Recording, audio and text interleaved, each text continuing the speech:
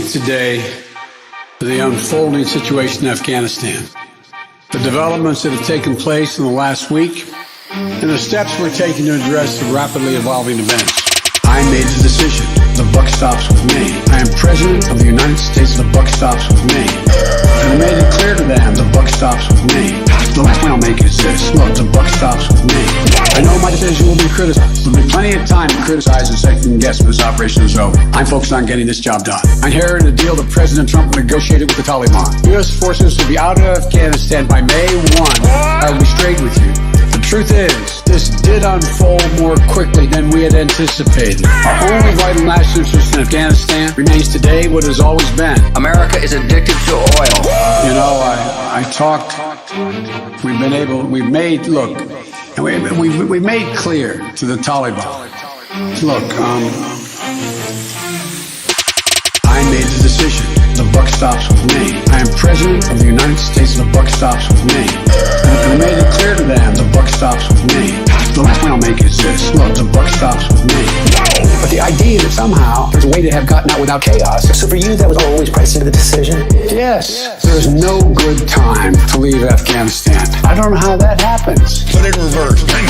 Afghans, that was 4 days ago, 5 days ago. What happens now in Afghanistan? Do you believe the Taliban have changed? No. Do they want to be recognized by the international community as being a legitimate government? I'm not sure they do. You know, I take that responsibility seriously. I carry that burden every day. Look,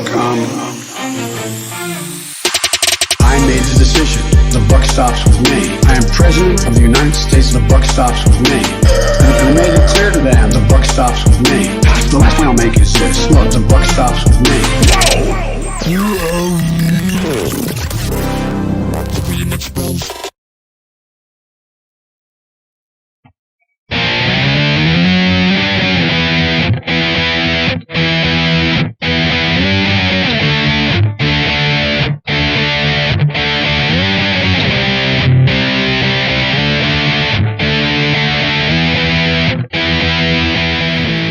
And now, Matt Wright and Spike Cohen. Good morning, good afternoon, or good evening, and welcome to the Vanguard. For Spike, Thomas, Jefferson, Cohen, I am Matt Wright, and together we are traversing the muddied waters of freedom. We haven't done founding fathers before. Mm-mm. They're just going to all just be Jew, like George Jushington. Folks, thanks so much for tuning into this amazing episode of the Muddied Waters of Freedom. What makes it so amazing? You're here. Also, we're going to be auctioning this Tumbler off again, and this time we actually have it. And hopefully the person who gets it doesn't just want to give us money and then tell us to auction it off again. Although if you want to just give us money. If you want to, you can keep doing that. Listen, you honestly can keep doing it. You just keep auctioning this Tumbler. We're libertarians. We're not here to judge. Yeah, if you want to just give us money, if you want to bid on this, then say now, auction it again, keep the money.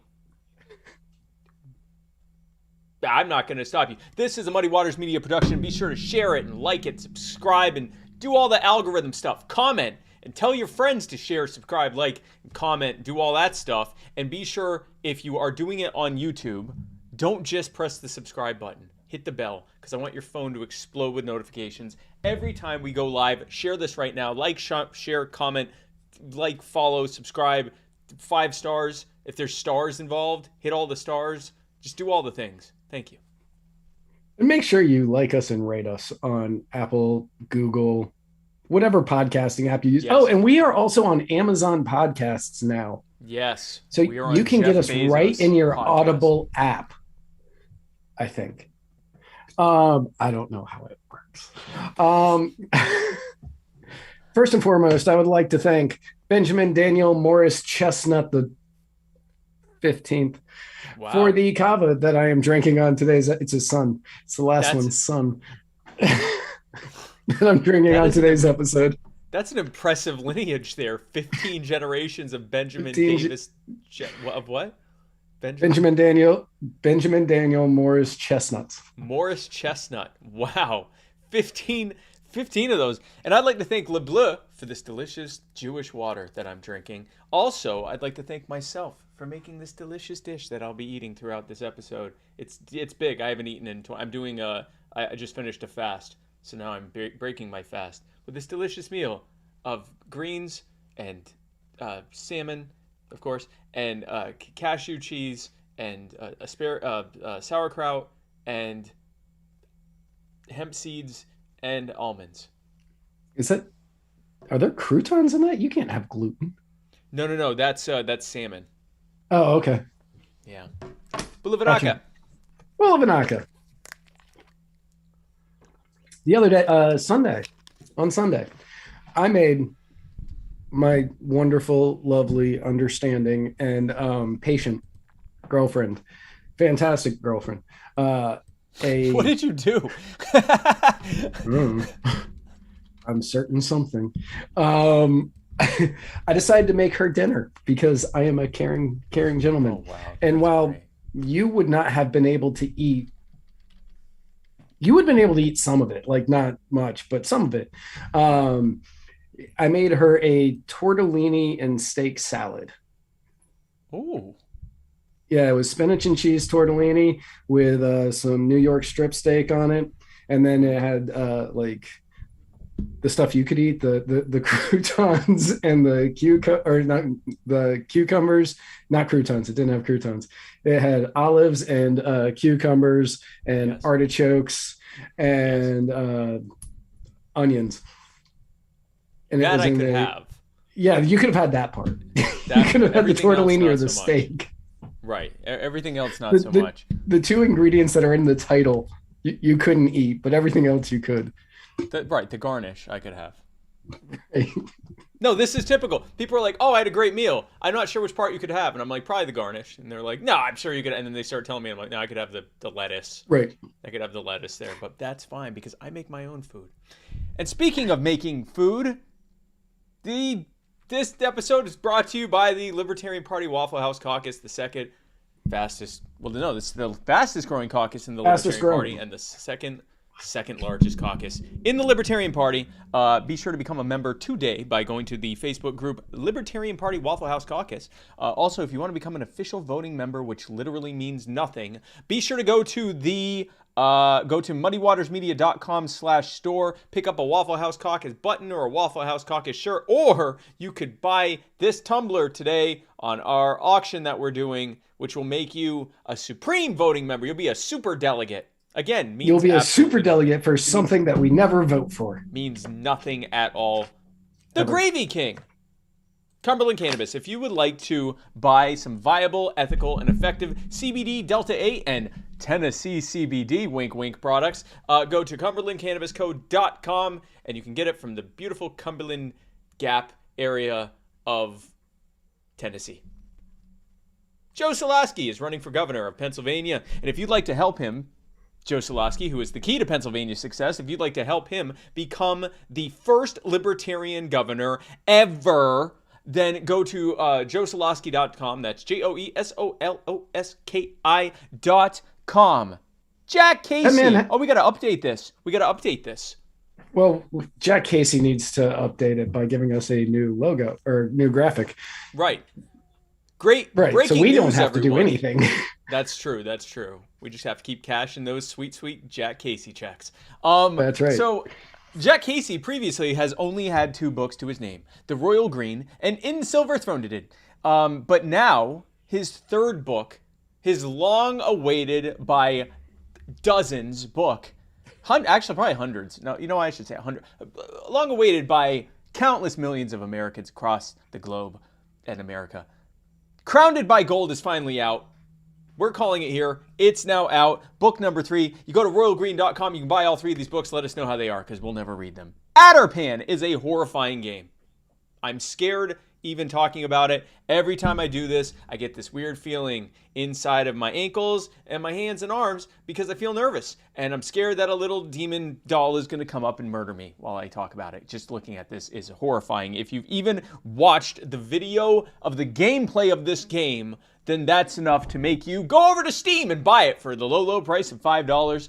That will include all of the updates for this fantastic, horrifying game for only $5. One time, $5, you get all the updates. So as they find new ways to make it even more horrifying, that will happen for free. It's only $5 over on Steam, plus the cost of your ongoing mental health care for like the rest of your life and possibly that of your children and loved ones. But you know what isn't horrifying and is also great for children and loved ones? Fierce Luxury by Ashley. Handbags. Everyone loves handbags and accessories. Well, if you go over to fierceluxurybyashley.com, you can get some of the finest handbags and accessories that have ever been made by Louis Vuitton, Chanel, Coach, Hermes, Balenciaga. I heard Balenciaga. That's the rappers like that stuff, huh? Huh? You can get that over on fierceluxurybyashley.com, and if you want to consign something with her, you can do it for a 30% fee, which is 20% less, almost just slightly more than half what everyone else charges. That's what she told us. I'm sure that's true. If you go over to fierceluxurybyashley.com or the Facebook group Fierce Luxury by Ashley. Thomas Queter, good for all ages. He's running for state senate in New York, and Thomas Queter would like you to know that he runs better than Albany, which is hilarious because he's in a wheelchair. That's funny to him. It tells you the kind of guy Thomas is. Thomas is actually one of the most incredible people we know. He has an incredible amount of energy. He is the best character, the most honest and trustworthy person you'll ever meet.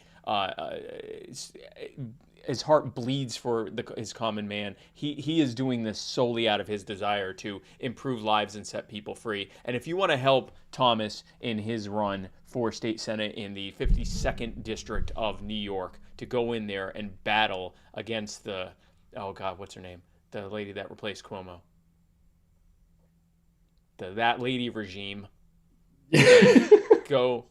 Whatever. Yeah, I have no idea what her name is right now. I gotta go. I can even see her face right now. Hold on. Governor of New York is Kathy Hochul. If you want Thomas Queter to go in there and BTFO Kathy Hochul on a daily basis, go to tomfor52.com, TOMFOR52.com. And if you want to join his monthly meme contest and get some merch, go to, or get merked, you can go to tomfor52.com/FTG. You're not going to get merked if you do that. And of course, Mudwater. Oh, well, no. If you want to sue me for briefly bringing up Mudwater but not telling you what it is, well, I've got bad news for you because I'm going to Chris Reynolds to sue you back, schmuck. Try that again, okay? But if you want to sue someone else, then you can go to chrisreynoldslaw.com, and Chris Reynolds, only in Florida. I forgot that part. If you're in Florida, you can sue people with Chris Reynolds, hopefully because something actually happened to you. Don't just be frivolous because he's got plenty of time. He doesn't have the time to deal with that kind of nonsense. He really doesn't have the time. You can tell because he hasn't been watching recently. I know. So obviously, he's been so busy suing people and getting them so much money. It's boatloads of money, this man. He doesn't even have time. He's still paying for this. He doesn't even come by to say hi anymore. He's that busy getting giant stacks of cash for people who have been wronged in ways large and small across the beautiful state of Florida, mostly in the Tampa Bay area. But if you want to have him represent you in your personal injury case, go to chrisreynoldslaw.com. Matt?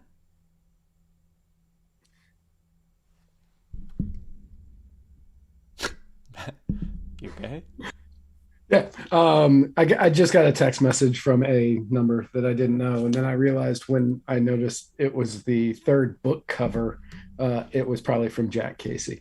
Well, it's a bit late. It's a bit late, Jack. Nothing I can do now. I mean, we are live, Jack. No, listen, if the man has he emailed this to us, or is he just texted it? So he sent it to me on MeWe, and I have not been on MeWe in a really long time. What? This guy is a real piece of work. I don't even know if the MeWe chat for Muddied Waters. I'm certain that somebody in this that's watching is a member and probably knows better than me. People still use MeWe? Yeah, no, I mean, yeah. Yes, I'm certain they do. I'm certain. Yeah. So, yeah. I started watching this new show over the weekend. It's not new. It's new to me. It's like NBC's thing. If you haven't seen it, it's new to you. And it's called Slasher. And I am 5 episodes into the first season. And I have there's only 3 episodes left. And I have no clue who the killer is. And it's annoying me. If everyone can press F in the chats for Matt not being able to figure out who. Normally at this point in a horror movie, because so each season is like one horror movie. It's just 8 hours long. Horror. Okay. Yeah. Did you think I said horror movie? No, I'm just clarifying. It's horror. Okay. Yeah, horror. Horror. Horror. Horror. Okay. All right, go. We are saying the same thing. No, I sure.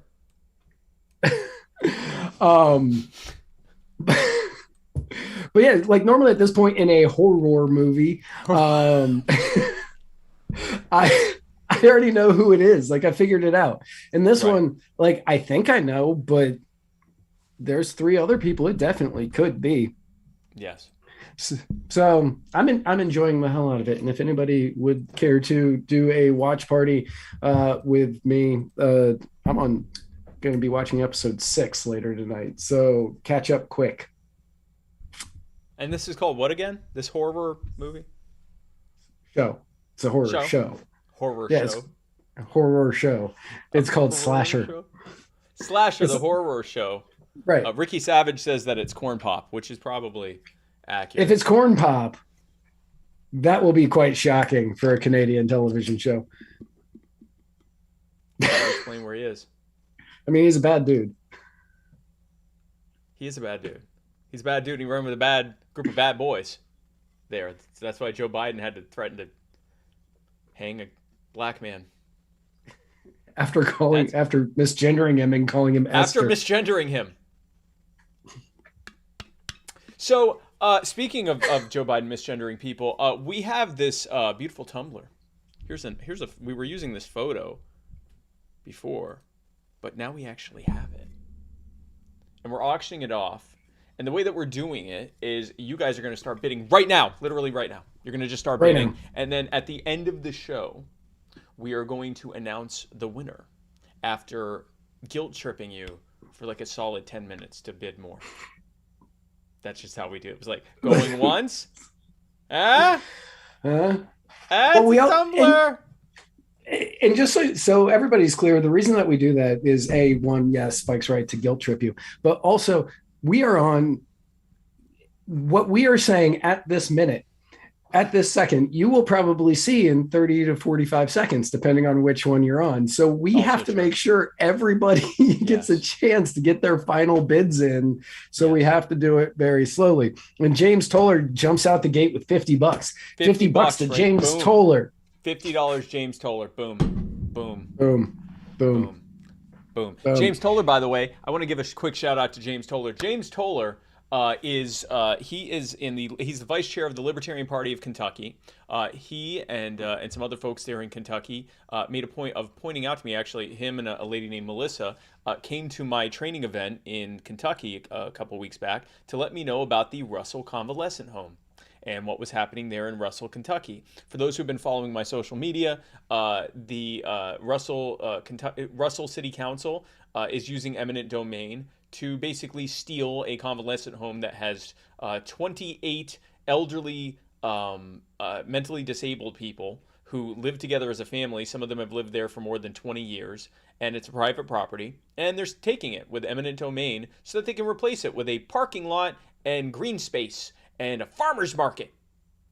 And we've found out also that the city attorney, who is basically prosecuting this eminent domain case for the city, she happens to own 2 businesses that are right across the street that would benefit greatly from additional parking and a green space. She's also one of the largest landowners in the city. Now, far be it from me to even begin to imply any kind of untoward action or any kind of corruption there. It could be an entire coincidence that she would benefit financially from the fact that that this eminent domain goes through, and that she's the person who's been tasked with pushing it through in the courts. It probably is a coincidence. It almost certainly is a coincidence. I certainly don't want to imply anything else, but this is a blatant active aggression by the city, and we're fighting against it. We're actually working on some stuff that's going to be coming out very soon. I'm very excited to announce it, but I can't quite yet. But we're going to be doing some really fun stuff to put an end to that eminent domain action. We're just getting started. Raising awareness was step 1. Step 2, so exciting, can't wait to tell you. Anyway, so now we are at $51. Really? Yeah. We are not the type of people who like to make rules and regulations. Obviously. We have a very Christmassy themed show going on with the green and the red, by the way, just noticing. Oh, wow. Yeah. We're like little summer Christmas elves. Right. Are we not in autumn yet? Are we still in summer? Okay. No, it's literally summer. Yeah, it's still summer. Is it still summer? Okay. Yeah, it's summer till the 22nd. But if we can keep the bids to the $5 increments, unless, of course, you're hitting the magical numbers of 69 and 420, 69, we understand those. But outside of that, if we can keep it to that, it would be just wonderful. It would be incredibly helpful. Thank you. It would. So $50 is the current bid. We're just going to ignore No. $70 is the current bid. Did it go to 70? Janice McKenzie is out the gate. Yeah. All right, $70. So we're getting asked questions, and just to let you know, we will be doing the 71 doesn't count. Bootleg. Sorry. 75 from James Stoller. Okay, and then 70. Okay. Anyway, so we're going to now we're at 75. We actually got 2 bids for 75. One's from James Toller, one's from BDS Guru, but James's came in first, so we're honoring James's so far. So today's going to be because these last couple episodes have just been, there hasn't been a tremendous amount of good news, and it's just been really, really bad.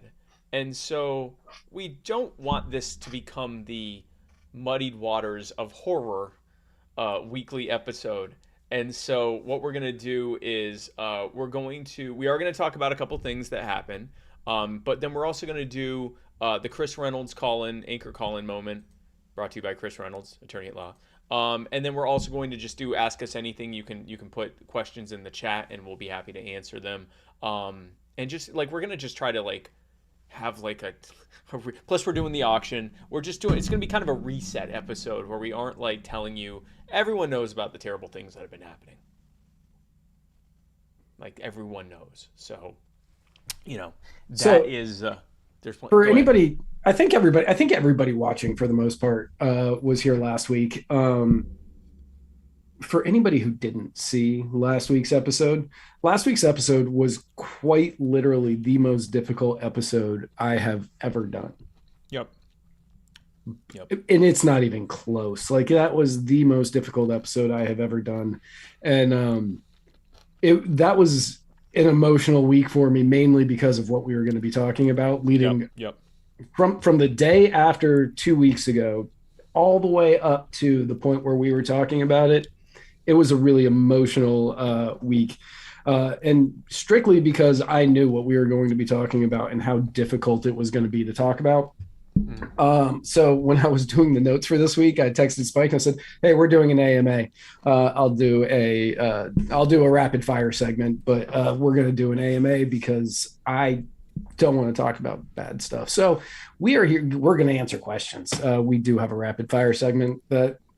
Yep. This was what kind of aided. This is what aided in me saying, "No, we're doing AMA." No, I agree with you. That was a rough episode. And the one before that wasn't that. And then after seeing the news this week, it's like, Really? So, no, this episode, we are going to have a little bit more fun. We do have some good news. Jim Turney, who is one of the city council members of Altamont Springs, Florida, he is the former chair of the Libertarian Party. And under his guidance and leadership, Altamont Springs is the only major metro area in the country that has no debt. That is what libertarian governance looks like. Now, Jim Turney's running for re-election, and he did have an opponent, but that opponent dropped out, and no one else filed in time to run against him. So Jim Turney is going to be running unopposed. He is still campaigning as someone who has an opponent, just to drive home the fact that he's not taking it for granted. But Jim Turney will continue to serve on another term in Altamont Springs, Florida. Boom, boom, boom. Altamont Springs is looking better and better every day. I love Jim. Jim is a great human. Yeah. Just a fantastic guy. Yeah, he's a fantastic guy. So we are now at $80. Well, no, actually, so 90. Adam, we're at 90. Oh, we're at 90. Yeah, we're at 90. With BDSM Guru is at 90. And that's where we're at right now. Okay, so let's go through some of our stuff here.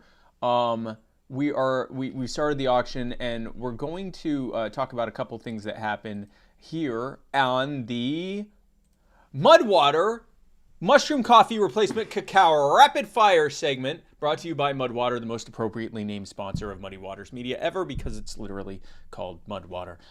It is a coffee alternative. If you woke up today and said, my God, if I never have another cup of coffee again in my life, it'll be too soon. Well, then we have some great news for you, because this stuff is definitely not coffee. It's pretty much everything except for coffee. It's masala chai, cacao, mushrooms, not those kind, turmeric, sea salt, cinnamon, and literally nothing else. And if you would like to try this delicious blend, listen, it tastes like what you think those things would taste like together. Okay? Like if you, but it's not bad if you add honey. Just visualize those ingredients and think, that's a palate cleanser there. So what that is something you're going to want to put some honey on. Yeah, you're going to want to put some honey in it. You're definitely going to want to put... No, we put some honey on it, and it's like, oh, okay, this is actually not too bad. And again, I'm also someone... I don't like the taste of coffee. I know you freaks out there that like coffee. You know, it is what... Maybe you'll like this. I don't know, because you got weird taste buds that like things that taste terrible. But this, put some honey on it, and it has 1/7 of the caffeine of coffee. Just enough to wake you up and get you like me, but not enough to have you all freaking out like me. So I had 3 cups of coffee and a bang today. How are you? This is me. I'm just naturally this worked up. Okay, just to put this in Mudwater. Here's a testimonial for Mudwater. I take Mudwater every day. Do you know what I did today? I walked 400 yards in anywhere from waist to shoulder deep water where the tide was going in the opposite direction.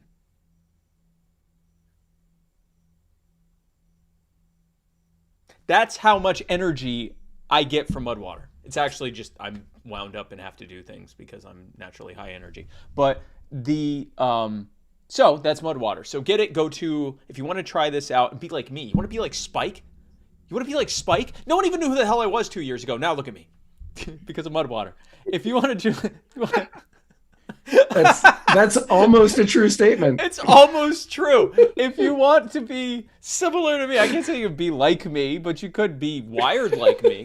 Then go to muddywatersmedia.com/mud and purchase some today. Matt? So apparently this has changed since I wrote this, but we're still going to report it. Yes. A woman in Chicago, in Cook County, Chicago, famous for murder. Yep. A woman in Chicago appeared in a Zoom hearing with her ex-husband to discuss custody of their 11-year-old son. And the Cook County judge, James Shapiro, no relation, asked her about her vaccination status. Rebecca Furlitt, I'm going to just guess that's how you say that name. Furlitt. Sure. Told the judge she did not receive the vaccine because of adverse reactions she has had to vaccines in the past, and her doctor advised against it. Going to repeat that. Yeah. her doctor advised against it. Yes. So James Shapiro, no relation, ordered her to be stripped of her parental rights to visit her son until she had been vaccinated. Against her doctor's orders. Against her doctor's orders. Now, she has been, at the time of writing this, she has been speaking with her son on the phone and through video calls, hadn't visited in person for over 2 weeks in compliance with the judge's orders. And she was understandably heartbroken by this entire situation because it wasn't, her ex-husband knew that she hadn't been vaccinated. He wasn't the one that brought this up. No. Shapiro just said, "Have you been vaccinated?" And she, instead of saying, "I don't believe that's any of your business," she said, "Well, no, because my doctor told me I shouldn't because I've had adverse reactions to vaccines in the past." And he went, "Well, you're losing your son." And this hearing had nothing to do with custody, by the way.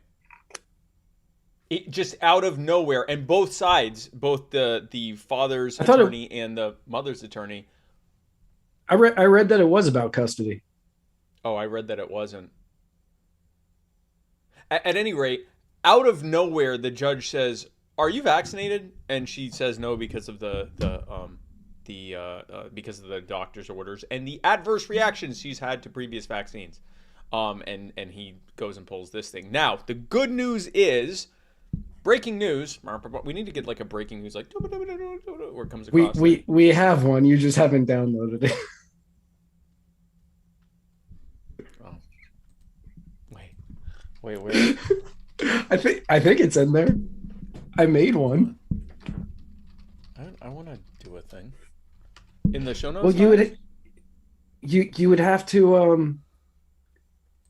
to key it out, which you can't do live. Oh crap.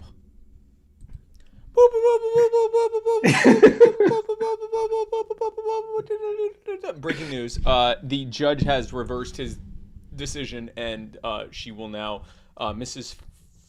Furlet, will now be able to, the shared custody has been resumed as it was previously.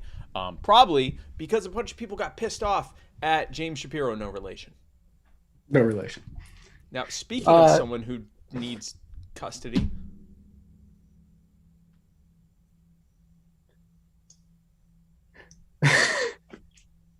Pete Ducey, who is related to Steve Ducey.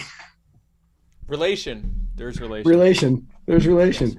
And Joe Biden had an exchange last week, and that is one of the most telling moments of Joe Biden's presidency so far. For anybody who has children, you will recognize this body language so incredibly easily. Mr. President, there had not been a U.S. service member killed in combat in Afghanistan since February of 2020. You set a deadline, you pulled troops out, you sent troops back in, and now 12 Marines are dead. You said the buck stops with you. Do you bear any responsibility for the way that things have unfolded in the last 2 weeks? I bear responsibility for fundamentally all that's happened of late. But here's the deal. You know, I wish you'd one day say these things. You know as well as I do that the former president made a deal with the Taliban that he would get all American forces out of Afghanistan by May 1. In return, the commitment was made, and that was a year before. In return, he was given a commitment that the Taliban would continue to attack others, but would not attack any American forces. Remember that? I'm being serious. No, I'm asking you a question. Because before... Here it comes. No, wait a minute. I'm asking you a question. Is that accurate, the best of your knowledge? What? I don't think the issue that... do you think that people have an issue with... So anybody who has children will understand what you're looking at there. That is a person who doesn't want to answer a question and is just shutting down, receding into their body. And no, just I am not here. And it was in that moment that Joe Biden wished he could move back to Scranton and open a paper company. So I just want to go back to this real Mr. quick. President, there had not been hold a on, U.S. service. What is he holding? It looks like a notebook, like a leather-bound notebook with the gold And then tabs. he just kisses the notebook.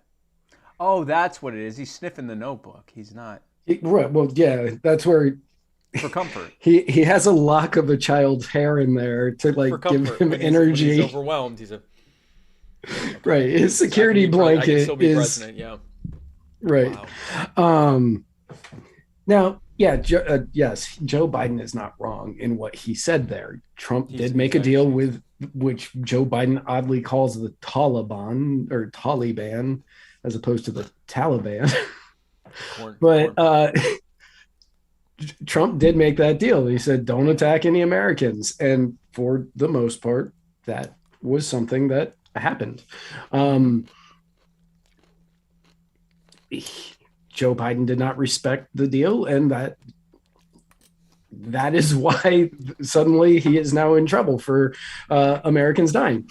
He literally just said, the last president struck a deal that we'd leave by May. We didn't. And meanwhile, from what we can tell, it wasn't the Taliban, it was ISK, which is a group that the U.S. government has been arming in Afghanistan. Again, that was one of the not things. necessarily Joe Biden's fault, although he's been every bit a part of this issue for years now. It's not like he's coming in fresh. Like, he's been in the Senate for, 40 years or something like that, was the head of the Foreign Relations Committee, was vice president for 8 years. It's not, and he was removed. He wasn't in office for 4 years. It's not as though all of this was happening absent any involvement or knowledge from him. He knows what's going on. And it just kind of underscores that this was always going to happen regardless. But right. He did kind of like, I do like the theory that he was sniffing a lock of child hair for comfort and strength. Now, J. Adam Weggs says that no matter what action anyone took on Afghanistan, there is no right answer. It was a no-win situation made worse by 2 decades of incompetence and ended by dementia. Yes, that is 100% accurate. Yep. Now, what you could have done, what somebody could have done, that yes, the end result would have been basically the same, but there would have been many less lives lost, is you could have evacuated the people who helped us out and the military and all Americans that were in Afghanistan before pulling out most of the military and saying that you were leaving in order to allow this to happen. Yep. And they've now left behind hundreds of American citizens and thousands of Afghan allies, and are hoping to be able to use diplomatic engagement to get them out. Why? Because the Taliban wants to prove that they are going to be respectful on the world stage, according to Jen Psaki. That's why the Taliban should want to do that, but that makes no sense that the U.S. is relying on the goodwill of the Taliban. A year and a half they've known we were pulling out.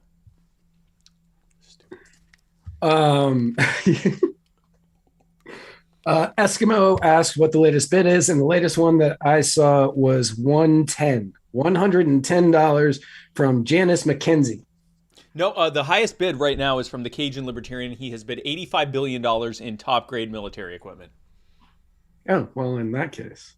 So, good luck, everybody. The second highest bid is $110 for Janice. $110. Right now, I'm going to hold him to this. Yeah, no, we're definitely. I want $85 billion. By the way, Cajun, our best wishes to you and everyone in the area affected by Hurricane Ida that's coming through. How are you doing? Like, how is everything? Let us know how it is. Hopefully, you're doing well, because you owe us $85 billion now, or $85 billion worth of top grade military equipment. It's up to you, really. Right. Honestly. So that happened. So speaking of terrible things.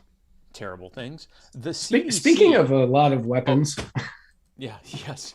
The CDC, fresh off defeat by the Supreme Court on the eviction moratorium that I personally think they're going to ignore because they keep ignoring the Supreme Court and just doing whatever the hell they want anyway, has now vowed to establish gun violence as an urgent public health crisis, proving that every single conspiracy theory ends up being prologue and ends up being what they do. Because what have we been saying? The next thing they're going to do is gun violence and climate change. And everyone's like, no, I'll never do that. This is about a pandemic. We got to give them power for a pandemic. What are you going to do about the pandemic? Now, look, Matt?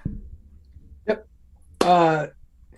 Walensky, Dr. Rochelle Walensky said, generally, the word gun, for those who are worried about research in this area, is followed by the word control. And that's not what I want to do here. Wait, this gets better later. Don't worry. I'm not here about gun control. I'm here about preventing gun violence and gun death. Oh, wow. Well, that's good. So, promising. And then she said, something has to be done about this. Now is the time. It's pedal to the metal time. But not with I'm not sure. But not with gun control. We're just going to try to get rid of gun violence and gun deaths, but no gun control. Now, many of you may recall that we reported on back in April, President Biden said the country was facing a gun violence public health epidemic, but the CDC has not yet said how it plans to address the epidemic. And then Walensky went on to say, I swore to the president and to this country that I would protect your health. This is one of those moments, one of those issues that is harming America's health. Now, they're saying that the money, now for anybody out there who's like, oh, this is because Democrats, blah, blah, blah, blah, blah, blah, blah, blah, blah, Joe Biden, blah. No, you would be wrong. Back in 1996 or 97, the United States government stopped funding gun research by the CDC. Who was president then? Bill Clinton. It was a Republican Congress, but Bill Clinton was president, and he signed off on it. So,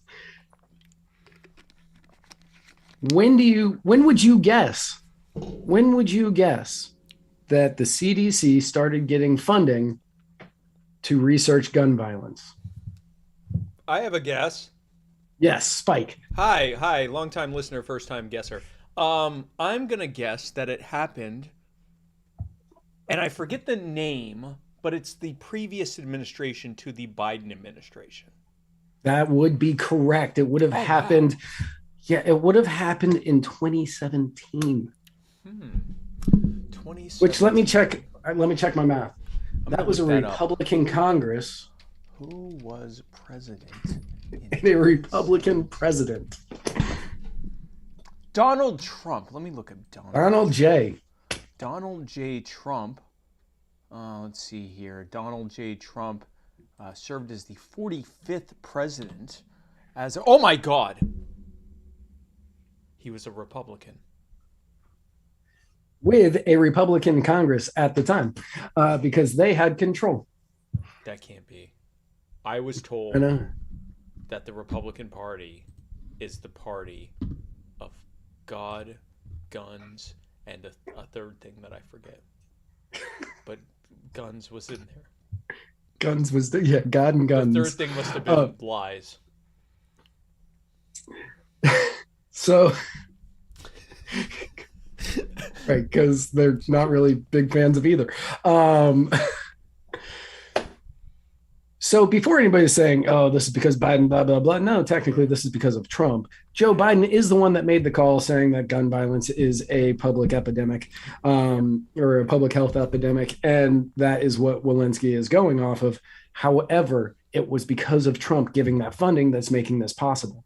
Now, she is saying that they're going to be using that funding in order to help bolster suicide prevention causes and call-in lines and things like that. Spike, you have another question? I saw your hand raised. Someone just said all the best husbands are. Ryan Bedford just said all the best husbands are left-handed, and I instinctively raised my left hand. Sorry, I got distracted by people saying very hard truths. Go ahead. Um, so that's what they're saying that this money is going to be used for. However, Right. after 2 years, year and a half, after a year and a half of lockdowns, them doing the eviction moratoriums, them helping shut down businesses and doing absolutely everything in their power, pushing vaccine mandates, pushing vaccine passports, pushing everything they can to destroy personal liberties. It will not surprise me if they attempt to use the CDC and this claim that it is a public health epidemic to get rid of guns in a very back channel kind of way. Oh yeah, yeah, or at the very least, greatly restrict them for health reasons. I mean, can you not picture Anthony Fauci out here going, "Guns are bad. You got if you're doing guns, you gotta they're gonna kill people. You gotta get rid of the guns. It's important to put masks on your guns." And that's coming. Like this thing that has been created in the last year, this cult of Fauciism, this entire idea of your personal freedoms are violating the health of everyone around you. It's not just that you're being selfish, you're murdering everyone. That's not going to stop with COVID. It's not going to stop with disease. It's going to be used for everything now. This is the new normal. The new normal is if you disagree with the corporate media status quo on everything, you are a murderer. You are murdering people and you're hurting Dr. Fauci's feelings. And frankly, you're a scumbag for either of those reasons in both. That's yes. What the new normal is. If Anthony Fauci and Joe Biden and whoever the CDC, which has become this new high priesthood, says that something is bad, then you're bad if you like it, or if you're against, using whatever actions they say need to be taken on anything at any time for any reason, even when it contradicts what they literally just said days or hours before. You're bad. You're a murderer. You're responsible for deaths. Right. And yeah, the canonization of the CDC and Dr. Fauci has been it's been apparent since this entire thing has started. There have been multiple people. We all remember Cuomo-sexuals, right? Before, oh god, yeah, before this happened, and everybody was like, "Oh, I'm totally a Cuomo-sexual," like Jimmy Fallon, or I don't know if Fallon said it, but I know Colbert said it, and some other talk show hosts that I don't watch. If you ever they all find said yourself saying Cuomo-sexual, then please delete me from your life and my life and everyone else's fair. life. Just delete. Unless we are referencing it in this sort of context. If you unironically refer to yourself as a Cuomo-sexual, then I have right. Nothing for you. But the cult of Fauci is a much deeper, stronger, and more rabid cult than the cult of Cuomo ever was. Yeah. Oh, easily. And that is why they don't care about the gain of function research. Nope. They don't care about the funding. They don't care that he has never once even tried to look for a treatment and just kept going vaccine. Yep. And none of that means anything to them. None of that means anything. And so I found something out this week, which isn't in the notes, but we're going to talk about it anyway. The head of Pfizer, the CEO of Pfizer. Do you know who he is? You don't have to look it up. I know. Of course I know who it is. It's Albert Bourla. The CEO of Pfizer? CEO of Pfizer, Albert Bourla. Who do you have? I thought it was Gottlieb.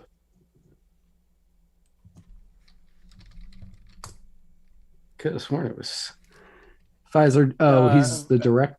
I thought he was the CEO. Director. Yeah. Okay. So the director of Pfizer, Scott Gottlieb. Mm-hmm. Guess what his job was before this? That I know. He was with the FDA.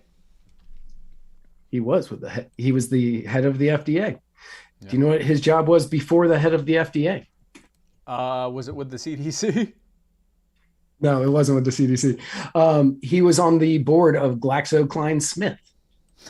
Now, when he was on the board of GlaxoSmithKline, GlaxoSmithKline made a synthetic mitragynine speciosa.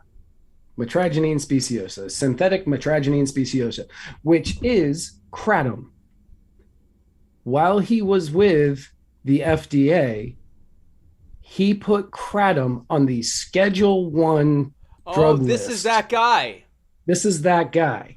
Oh, for God's sake. So then he left the FDA and he got a job at Pfizer, where Pfizer ended up getting CDC approval on a vaccine that works 66% of the time right now, and that number is dropping daily.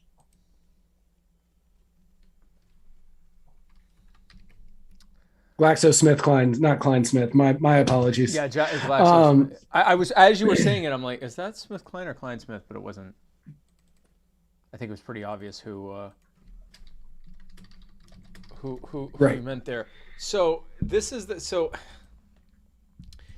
and see, normally when people are able to think about things rationally, this is something that would make them go, oh my gosh, that's terrible, this is cronyism. But right now, if you bring this up to a lot of people, they'll be like, but we'll figure that out later. We all got to save our lives, and your grandma's going to die if you don't get vaccinated. Like, it's no one can have a real conversation about this. And No. yes, the vaccine likelihood, the ability for it to stop and slow stop you from getting it or spreading it has been consistently dropping. It's approaching, it will soon approach with a couple more variants. It'll be in flu shot territory where you got about a 50-50 shot of whether you're going to get it or not. In which case it just becomes something that is likely to keep you from getting sick, like really sick, and from getting ending up hospitalized or something like that, which is great. It's That's good that it's a flu shot. It's a flu shot for COVID. It's a COVID a flu shot. It's a COVID shot. It's not going to stop the pandemic. At best, it will keep you from getting very sick, which is important. And if that's something that's concerning to you, if you look at the statistics and you go, yeah, I'm older, or I'm obese, or I have comorbidities, and I'm one of the people that, aren't, 0.001% likely to die from it, like most people under the age of 50 or under the age of 40, who are in that 0.01 to the 0.1 to 0.01 percentile range. Okay, great. Then you should probably get it. And anyone who feels like they'll be safer by getting it, you should get it. But this is not. If this thing were what they claimed it was, where you're not going to get it, you're not going to spread it, and we can finally end this pandemic, they wouldn't need to be threatening anything. 80-90% of the country would be going out getting it. At least 70-80% would be going out and getting it without any kind of pressure or coercion or threats or rewards or lotteries or any of that stuff. It would just be, oh, okay, I'm not going to get it, I'm not going to spread it. People are listening and hearing about this vaccine, and that's why a large number of people aren't getting it. And even more people who have gotten it are against it being mandated, because it's not as clear cut as they're trying to say it is. And this is all built. This is not built around science. This is built around a cult that they have started. Yes, and it is the cult of Fauci and the CDC, and a lot of the vitriol that's going back and forth about about this vaccine. I just want to so there's a lot of negative things being spewed back and forth from either side. However, I personally have not seen anybody say, I hope that you have negative reactions from the vaccine. I have seen a lot of people, even libertarians in New York, who said that they hope that the unvaccinated die. Yep. Because they care about public health. Right. Yeah. Because they care about public health. Yeah, so while a lot of the discussion about it isn't so much a discussion, and it is truly ripping families apart, that I have witnessed, just families ripped apart because some people are getting vaccines and other people aren't. And they're saying, if you don't do this, we're probably never going to see you again. And it's, well, all right. Just won't see you. I don't care. Well, sorry. That's Bye one now. less Christmas gift I have to get. But it has ripped everybody apart. And the honest thing that the honestly the best thing that anybody can say here is, if I were to ask Spike if he got the vaccine and he said no, and even without giving his response of because I have MS or whatever, Right. because I have MS and I'm afraid of whatever. what reaction, whatever. I'm afraid of what reactions I'm going to have from it, whatever. I would be like, cool, that makes sense. And then he would say, did you get the vaccine? And I would say, yeah, I got the vaccine because I didn't want COVID. And he would go, cool. And that's the end of that discussion. Literally. For people that are like emotionally balanced right now. Right. That is the legitimate discussion to have there. No, I didn't get it. Okay. And yeah, even got if, it. okay, so even if I'm like, all right, well then I'm gonna have to, with people that aren't vaccinated, I will have to, stay 6 feet away, or I'll have to wear a mask around them, or I'll ask them to wear a mask. Okay, great. Then you'd say, oh, okay, well in that case, if we get together, I'll have to keep 6 feet from you or whatever. Okay, and then.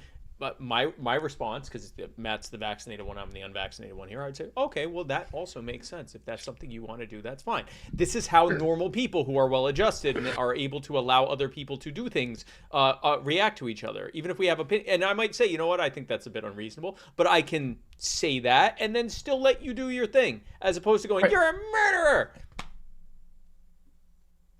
I think we should just stop calling each other. You know who the real murderers are? Murderers. People who commit murder. They're the real murderers here. We talked about this maybe a couple of years ago now. I don't know. We've been doing this a while. Yes. Where we said, like, everybody was a Nazi. Everybody's called a Nazi. And it still happens today. And you were literally degrading that word in meaning so much that eventually it's not going to mean anything. And when people talk about the Nazis, people are just going to like wave it off. When you sit there and you tell Grandpa that he's a murderer because he doesn't want to get the vaccine because he's 80 years old and he doesn't know what it's going to do to him, but he feels that he can handle a cold, and you're not going to change his mind on that. And you're like, you're a murderer. Like, you're really just downplaying. That's definitely not going to change his mind. Right. You're downplaying what a murderer is.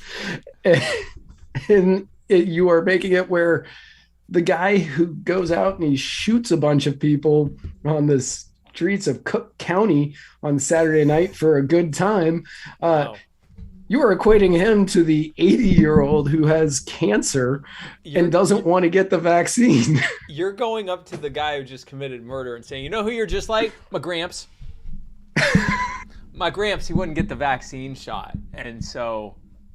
You guys are basically the same. Because you guys are pretty much the same. Like, you just like emptying your magazine into a bunch of strangers is pretty much the same as my grandpa. So because he didn't get the vaccine. He didn't get a vaccine, Essentially the same thing. Same so, thing. If that makes you feel any better. And then that guy pulls out a gun and shoots you. Yeah, and then that guy kills you because he's wasn't really listening. So couple lessons here. Number one, Superfan Sarah Anderegg, that is a brilliant comment, but we can't say it because Dahmer jokes get you kicked off of Facebook. Yeah. Yep. So we're just not going to say it. She is the worst. We're not going to say stuff. I can't believe that those are the ones that get us kicked off. I know. She always says the stuff that get either her or us or both of us kicked off. So just real quick drop in. We are at. I think we're. Did we get an update? Yeah, I think we're at 100. I think it's still. Let me see. 110. I think we're still at 110. Nope. Adam Wegg's bid 2017. Well, he's in second now, but He's in second. third place is Behind 85 110. million. Yeah. So we're still at Janice is still at 110. If anyone wants to knock Janice off and get this sweet Waffle House Caucus tumbler signed, That sweet Waffle House Caucus by tumbler. Spike Cohen and M.R. Wright, Mr. Wright, huh? So I mean, he's literally It's true. Mr. Wright. Ask Sarah. Wow. 115 from Sheila Foster. From Sheila Foster. 115. So let me talk a little bit about this tumbler. This tumbler will keep your colds cold for 14 hours? No, 12 hours, and up to 12 hours. And it'll keep your hots hot for up to 10 hours. And it is very, very high quality. It's made from the finest tumbler material that is allowed in America.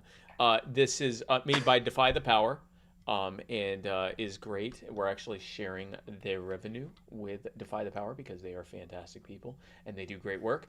This has been custom made in all ways. They've literally lovingly crafted it. Do you remember that scene from Ghost where they're making the pottery scene? They're making the pottery. That's John and Susan. They're there. They're making it. They're holding each other, doing the Patrick Swayze and Demi Moore. Yeah, but they didn't get. They waited until this was finished. My love, before they got distracted. They made sure. Darling. We got this other one. It's a little lopsided because they it's happened. But this one was very, very well made, and we're very happy for that. We're up to 120 by BDSM Guru. 120 by BDSM Guru. So continue your bidding. We will be doing that on the end. Are there tariffs on the tumbler? No, there are no tariffs. Tariffs or taxes on consumers. We don't do that. Sarah Anderegg says she loves Defy the Power stuff. She has 2 cups from them and 2 for her kids. Can confirm. And the tumblers collect. 135 from Jimmy Lee. Oh, wow. What? Jimmy Lee. Jimmy and Jimmy Lee. That's awesome. So we are now going to go into the... Where is it? The personal injury attorney, Chris Reynolds, attorney at law, Anchor call-in moment, where you can call in. You can go to anchor.fm/muddied waters, and you can leave us some little messages. Nice little messages, and then we'll answer your little messages with our little answers. And the bid is up to one. The bid is up to 160 now. The bid is up to 160 now. Wow, I want to let you know before you get in there, I left the 2 messages from Midwest guy in because of the audio issues from last week. Yes. So, okay. So that way he could have his moment. Yeah. No, I'm glad. I was hoping that we would do that. So that's perfect. So we're going to be playing these. But when you go now or in the future to anchor.fm/muddy waters, you don't only have to leave messages. No. You can also give us money. You can press the donate button and give money to us. Now, you don't have to give us money for us to play your questions or answer them, but we will like you more. And real quick, for everybody out there watching, would you prefer for us to do a Patreon system where you might get exclusive content if you give donations and money, or do you like the Anchor system where you don't get exclusive content, but you continue to pay us for the wonderful entertainment that we already give you? So for free. Do you want us to do more work, or do you want us to do the same amount? Do you want us to do the status quo where you give us money and get this? Or would you prefer for my eating live sessions to be just for patrons? Just for patrons. Spike Cohen eats greens. We would do all of our auctions only for the patrons. The patrons can give us more money. I don't think that's a good idea for many reasons. So we're going to play. So the first 2 we're going to do are from Midwest Guy, and they're actually from last week, but we weren't able to do that because I was in Alabama and Matt's computer hates him. So here is the first one from Midwest Guy. Hey, Spike and Matt. Nice to talk to you again. I don't think I really need much of an introduction here, but I'll do it anyway. I'm the Midwest Guy. I love this guy. I just wanted to break. I do too. This guy's accent is just. I thought it was fake, but it's like this is the most. It's so real. It's fake. Jacob LaBelle, who literally lives in Minnesota, is like, this accent's fake. And people who live in Minnesota saying that someone else's accent doesn't sound real, it's pretty intense. Thanks for playing my messages last week, and hopefully you play this one still, even though I caused so much controversy. I really just wanted to call to say that I'm sorry about all the controversy I started, in the comments, and, does this guy exist? Is this a real person? And, well, here's some news for you guys. I am, okay? I really do exist. And, people really do talk like me. And I think it really just goes to show who the conspiracy theorists are here in the comments. Plenty of them showing through there. So, but I just had to real quick also give a shout out to my favorite non-podcasting author, Mr. Jack Casey, for calling me a beautifully accented Midwestern fellow. And that is a bam for all you guys who don't really spell too well. So thank you very much for that. And my next message, I got a big question, so I'll be talking fast. So try to listen close, okay? Okay. So we all know that the government in America changes over time, right? We elect different people into power, and they come into power and out of power and whatnot. So my big question is, are we responsible then for fixing the mistakes of the previous governments? Why or why not? Because libertarians, we would obviously never go to Afghanistan. But if we took office right now, are we responsible for correcting, that wrong that they've done there? And so more specifically, like, do we owe it to the people of the people there seeking refugee to use the government power to help them find it, or like in the U.S. or in Guam or wherever else, and or if we're exempt from the responsibility, then should we just leave them there to find their own solution? And then how can we best use the non-aggression principle to decide what to do here? And of course, the big question is, like, are we responsible for righting the wrongs of the past governments, and why? You want to take that first, or you want? So yeah, I'm glad I got through that so fast. Thanks for answering. I thought that was done. I thought that was done too. Wow. Okay. So yes, as Joe Biden has been saying, the buck stops with him, and even though he will say, I've said the buck stops with me, but you have to remember the former president made the deal and then he blames Trump for everything, even though he's saying that the buck stops with him. That's what the deal is. Like, when you take over, the buck is going to stop with you, even as you're righting the wrongs. And if anything goes wrong, they are going to blame it on you. With Biden, he is going to be remembered for the Afghanistan pullout. Yeah, that would be a really great joke if everybody knew who this person was. But since you don't, I can't make that joke. But he would. Pull-out game weaker than Josh Smith. Wow.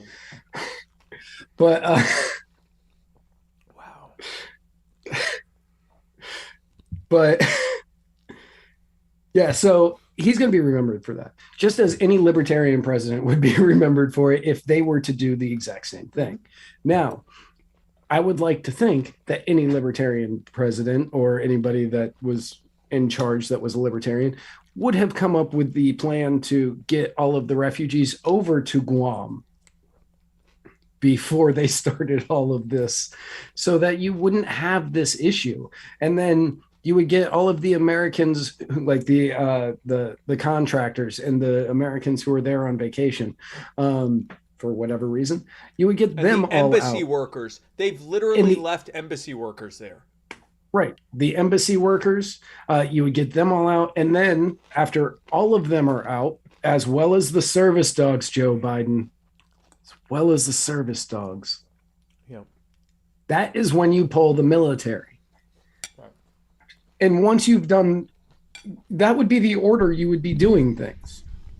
You would be getting out the refugees and those that helped us. And then you would be getting out all of the Americans who were there. the contractors and the embassy workers and the people who were there on vacation for whatever reason, and their families. You got to get them all. You can't say that because their families are there, they're choosing not to leave. That makes no sense. And then once all of them are out, that's when you pull the military. You don't pull the military out and then say, well, I had a deadline, so I had to do it. Well, there were steps leading up to that you were supposed to take. For months, this could months. Yeah. Well, yeah. So everything Matt just said about Afghanistan is 100% correct. How it should have been handled, even if you inherited the mess of the last 20 years. Which again, Joe Biden is not exempt from even that. He was one of the people that voted for the authorization of use of military force. He was one of the main champions for the continuation and expansion of the Afghan war. He was involved in the Senate Foreign Affairs Committee. He was then vice president for 8 years. Like, this is not, he didn't just show up like, oh my gosh, look at this war. What the hell happened? Like, he's been a part of it for quite some time, even more so than Trump was prior to his presidency. But even if he wasn't, even if he was just a bystander, he signed up to be president. He ran a race to be president. He asked everyone to vote for him to be president, which means he's responsible for dealing with the stuff that happens with that job. Same thing's true for us. If Joe and I had actually gotten elected, we asked to be president and vice president. We would have to do what that job is.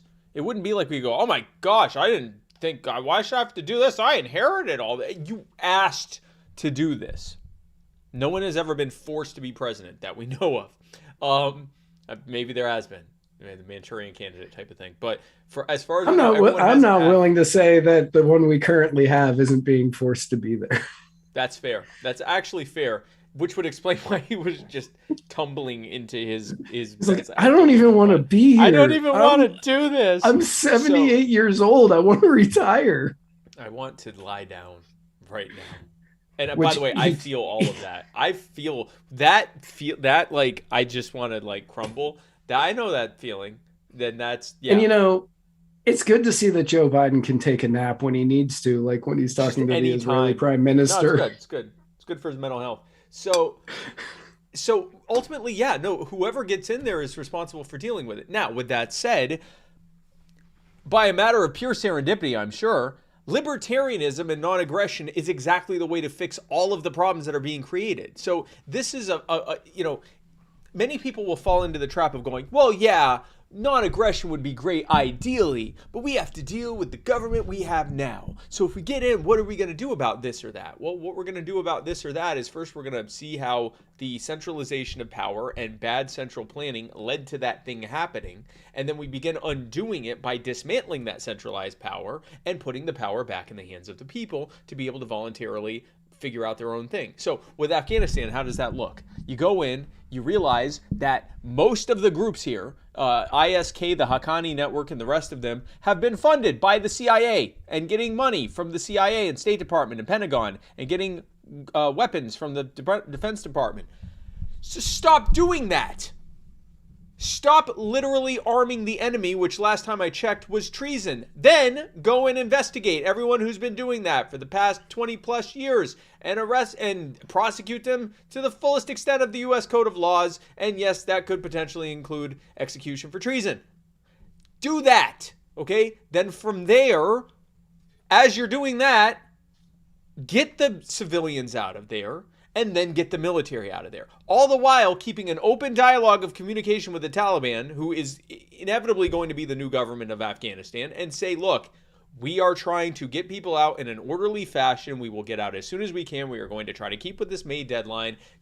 Don't attack us. We are not going to be arming your enemies anymore, because ISK is also an enemy of the Taliban, which is why they were being armed. It's that typical CIA nonsense of arm this person, arm this person, arm this person, arm this person. Certainly they won't all come and attack us at some point, but let them know we're not doing that anymore, that we're not arming their erstwhile enemies and opponents in the region, and that we're leaving, and that we want to try to leave as peaceably as possible. And then you do that, and you get the Afghan allies. Matt talked about Guam. The governor of Guam said, hey, remember that time when you brought all those people from Vietnam here and they had time to be processed here in Guam before you brought them to the U.S.? Why don't you do that again? The Biden administration ignored him. Oh, and the Trump administration ignored him too. So why not do that? Why not just bring them all over there, process them as needed? If someone turns out to be a secret Taliban terrorist, send them back to Afghanistan. If they turn out almost all of them be people that are legitimate refugees and asylum seekers, then now you can bring them to the U.S. They're far away from the Taliban and ISK. They're not under any immediate danger or threat. They can be processed and then brought here. That's libertarianism. Libertarianism applied to a situation always works because it's based on the concept of decentralizing power and decision-making ability and putting the power back in the hands of the people and unraveling the entangling nonsense that has been created by previous administrations. Yep. So here's the next one from Jimmy Lee. Hey, Matt and Spike, this is Jimmy Lee calling in on the Chris Reynolds Anchor calling moment from the Anchor app. So, Spike, sorry that Connie and I missed you at the Ohio State Convention this past weekend. Was really bummed out about that. But the reason why is because my company's got me back out on the road and doing concerts and stuff. So far, I haven't had to show a vax card. All I've had to do is fill out kind of a questionnaire saying that I don't have symptoms and that I haven't had any negative or positive testing. So I am getting tested regularly being out on the road, and I know you're out all over the place too. So how do you think this is all going to be played out, and how do you think they're going to politicize it? And do you think vaccination cards are coming down the pipeline? I'm just kind of nervous because if so, then I have to walk away from my career. So thanks, guys. I think we're a ways. First of all, I hate that I didn't get to see you and Connie, but I understand why. Obviously, your career is going to come first on that. I'll see you next time I'm in Ohio, I'm sure. I think that I think vaccine passports just to be able to travel, like the government saying you can't go from state to state without a vaccine passport. I don't think we're there yet. I think if the schmucks continue to worship Fauci and the CDC, we are headed there, but I don't think we're there yet.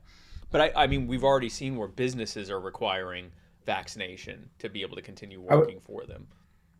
I was going to say the biggest issue that I see for Jimmy specifically, since I know that he goes out and he works concerts and music shows and stuff like that, our venues are going to say you need to have a vaccine. You're going to need a vaccine card in order to show that you've been vaccinated in order to come in, and that's going to be the biggest issue for a while. You've got, what's that guy's name? Dee Snider from Twisted Sister. Dee Snider recently said, I don't want anybody who's unvaccinated to come to my show because I don't want you to infect me. 66% efficacy rate. And Dee Snider was so smart and so brilliant when he talked to Congress that one time. And then it just all falls apart on this. You have that where you see that with a lot of bands who are saying, no, like, yes, you have to be vaccinated to come to my show. And those are bands that I won't go see because I'm not going to get the jab to go see Twisted Sister or, anybody else. And I know Eric Clapton is going the opposite route. And he is saying that he doesn't want vaccinated people at his concerts. And he's like, no, I don't want these mandates. I'm over it. Let's move on. We need to stop giving away the power. And I respect that. Granted, a lot of stuff has come out about Eric Clapton's past, but what can you expect from an alcoholic heroin addict and what he said back when he was an alcoholic heroin addict? Can't really trust those two words. former drug addicts here, by the way, so we get to say that. That's our word. Right, that's fine. We're okay saying it. I know I said some stuff when I was lost in it that I probably wish I could take back. I don't remember what I said, but I'm certain I did. And I'm willing to bet that Eric Clapton reading that quote was like, I don't remember saying that even a little bit. And man, I wish I didn't. But he's going the opposite route, and that I respect that. Whichever side whichever side that these people land on is going to determine whether or not people are going to go to their show. I don't think the people who aren't vaccinated now are going to change their mind to go to a concert. I don't see it. If they ever do pass the vaccine passports in order to go from state to state, you will see a lot more people getting the vaccinations, only because travel requires it, like jobs require it. If you want to do your job, you're going to have to get the vaccine. Hopefully by the time they get around to it, the vaccine has less than 50% efficacy, and you can say why this thing doesn't work more times than it does. That's where it's headed. It is. And as more variants come out, that's what's going to happen. That's why Gottlieb said there's going to come a time in which there is a variant that comes out that this vaccine does nothing for. And now in Israel, I believe, if you have 2 shots, if you got the first 2, 6 months from that point, you are considered unvaccinated, like it has never happened before. And you have to keep getting the updates. Yep. I remember being on a podcast and saying we're headed towards booster shots and some countries are going to mandate those booster shots. And I was told that I was spreading Donald Trump, MAGA, Q-tard, right-wing, white supremacy. I don't know what white supremacy. They said white supremacy because that noted Jewish white supremacist. White supremacist, claptrap, nonsense, conspiracy theory, tinfoil hat. In some order, I might have messed the order up a little bit there, but I was told it also depended on who said propaganda. This thing is very effective. There's been no talk of booster shots. I said there's going to be booster shots. It's going to mutate, and guess what? Because it's a virus. This is the reality of viruses. Viruses mutate, and unlike smallpox and polio, this virus spreads very, very, very, very, very, very, very, very, very, very, very, very easily and is routinely mutating. This, by the way, this is what coronaviruses do. Coronaviruses, most cold or a good number of the cold, I don't know the percentage, but a good number of the cold viruses are coronaviruses. When they first came out, sometimes tens or hundreds of thousands of years ago, they'd kill you. They'd just kill you. You'd die. You would get it, you'd die. But they didn't spread as easily as they do now over time because a virus doesn't want to kill you. Viruses aren't out here for the body count. They're not from Cook County, okay? Viruses they're not like your grandpa, okay? They aren't trying to murder people. They just want to spread. They want to replicate, duplicate, mutate, do all the things. They want to make lots of stuff. They want to go viral.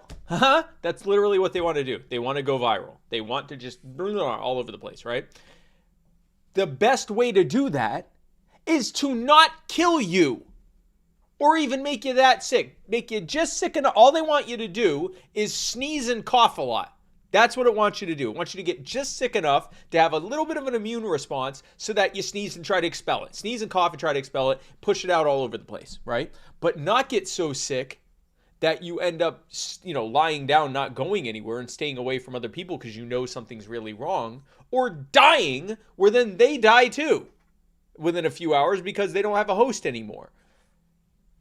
The natural progression of viruses in general, and especially coronaviruses, is to get more and more virulent, to spread more and more easily, to become more and more contagious, and to become less and less deadly.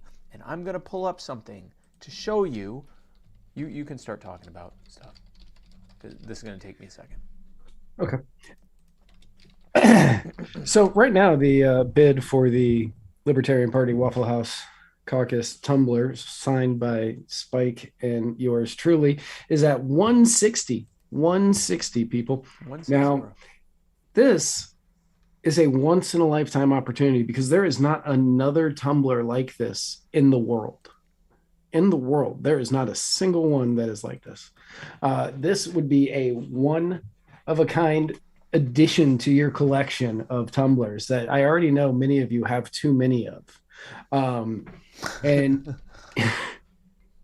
you probably want to add more.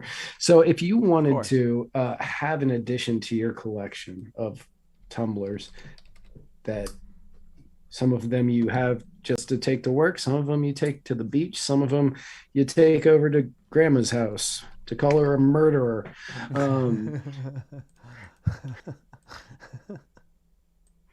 We are at 180 now. 180 is the new current bid for the Tumbler.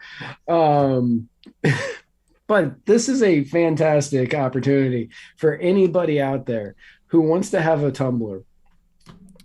Yes. Who wants to have a Tumbler that is it was crafted by the supple and sensual hands of John and his wife, and autographed in person by the oddly identical shaped hands of mine and Spike's while standing. Yeah, our hands are like identical. It's yeah, they're like the exact same size. It's weird. Like the fingers are shaped the same. So 200 from BDSM Guru. 200. BDSM Guru is not playing around. I think she. Is it he or she? I think it's a he, but I'm not sure. They remember losing out to Tom Arnold last time, so they're not gonna let that happen again. So I just want to show you something. This is the case fatality rate of COVID-19. As it says there at the title, case fatality rate of COVID-19. The gray one is the world BDSM Guru is a he. He, okay, he. And then the blue line there is for the United States. Now you'll notice a trend where it shot up quite a bit. This was during the time that people with COVID were being shoved into nursing homes. Also, they weren't widely testing, so the only people that were really getting tested were typically already very, very sick, and about 6% of them in the US and 7% of them worldwide were dying, which would make sense. Those are the ones that were already pretty sick. Once they started testing regularly, that number reached an equilibrium of around 2% there. Now, here's what's happened slowly over time. It has been slowly going down. It kind of plateaued for a while, and now it's been dropping as the Delta variant has become the most prominent variant out there, right? There was a trough there back in like November, like I guess December, January, where it had gotten down to 1.69% in the U.S. Its current rate, the most recent update on its fatality rate, is 1.64%. It is continuing to go down. The amount of testing has kind of equalized. People are now getting tested routinely and widely. I will actually hypothesize that there's less testing happening now than there was during that time in November, December, when people were still a little bit more paranoid about whether they had it or not. So that means that it's possible that the actual case fatality rate has continued to drop. But even at this current rate, this is what we're seeing, that kind of slow slide down of becoming less and less fatal over time as it becomes easier and easier to spread. That explains why we're seeing the case numbers go through the roof and the death numbers rising, but not nearly as high as the case numbers are. That's actually good news, because once we acknowledge, this is important to acknowledge, that COVID-19 is not going away. There is not going to be an end to this. It is no longer a pandemic. It is endemic. It is not going away. This is like the flu now. Now that we've acknowledged that and let go the idea of stopping COVID, this is where we would hope it would head, where it becomes less deadly over time. And eventually, I mean, many, many years from now, but at least eventually now becomes something closer to like maybe flu numbers, which it would have to be about a tenth as deadly as it is right now to be at the flu level. But we're working our way there. And then eventually, however many dozens or hundreds of generations, it'd be like the cold, where essentially no one dies of the cold. That's where we hope it heads. But regardless, all the stuff they're selling you is a bunch of crap. It's not going to happen.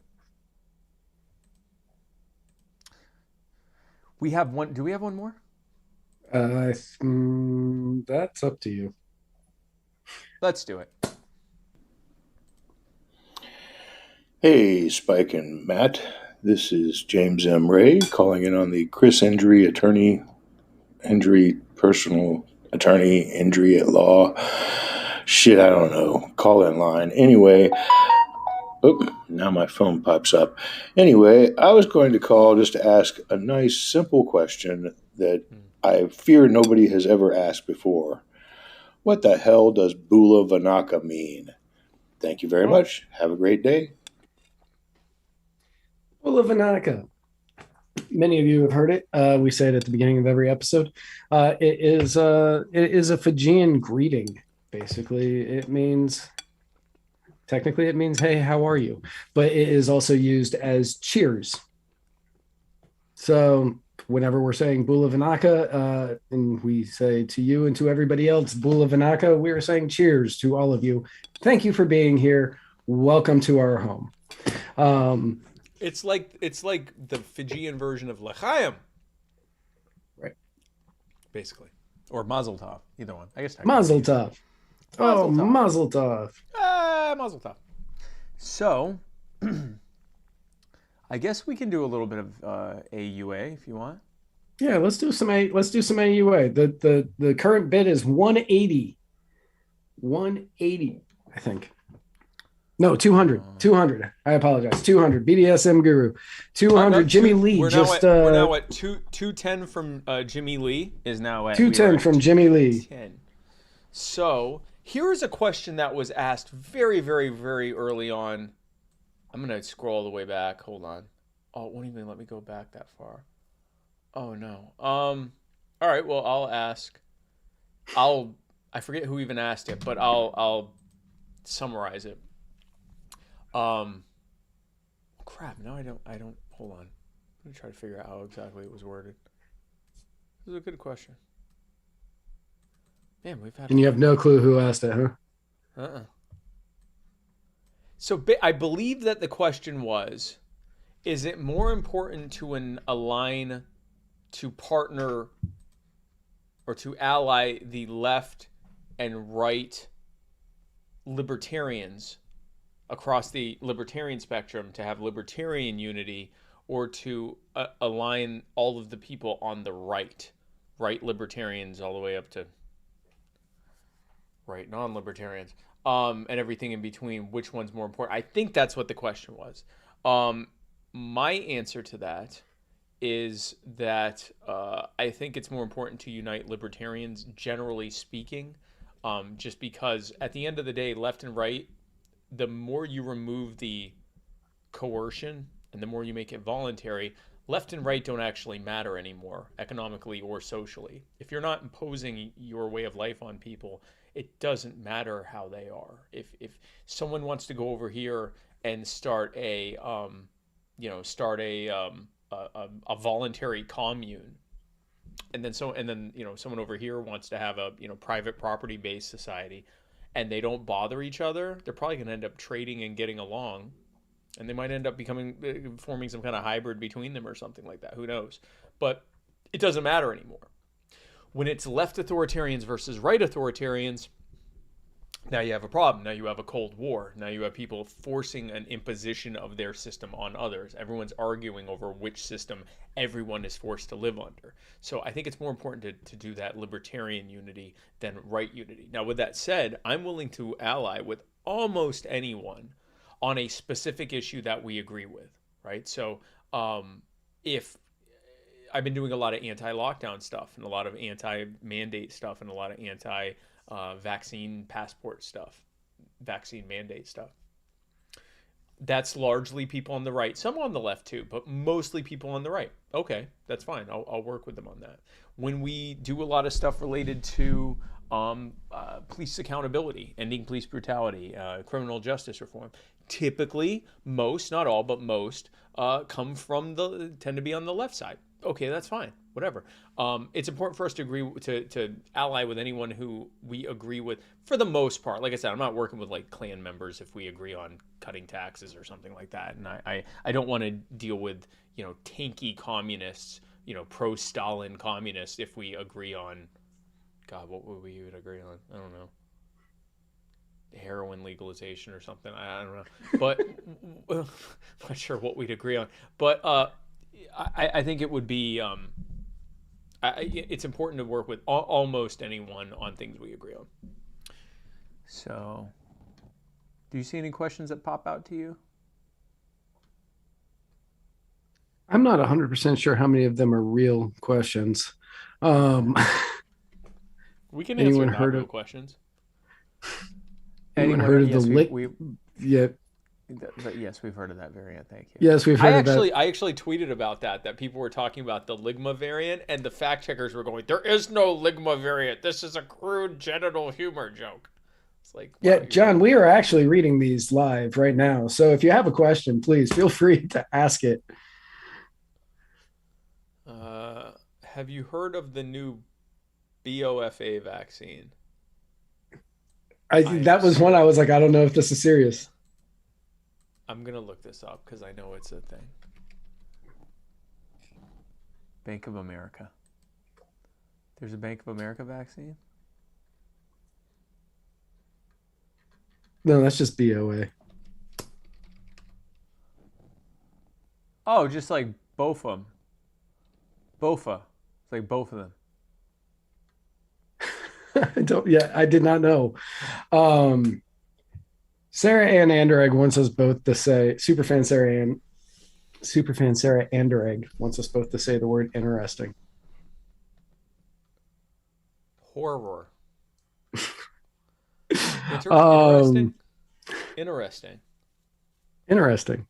Interesting. Glad we could help. Interesting. Yeah. Interesting.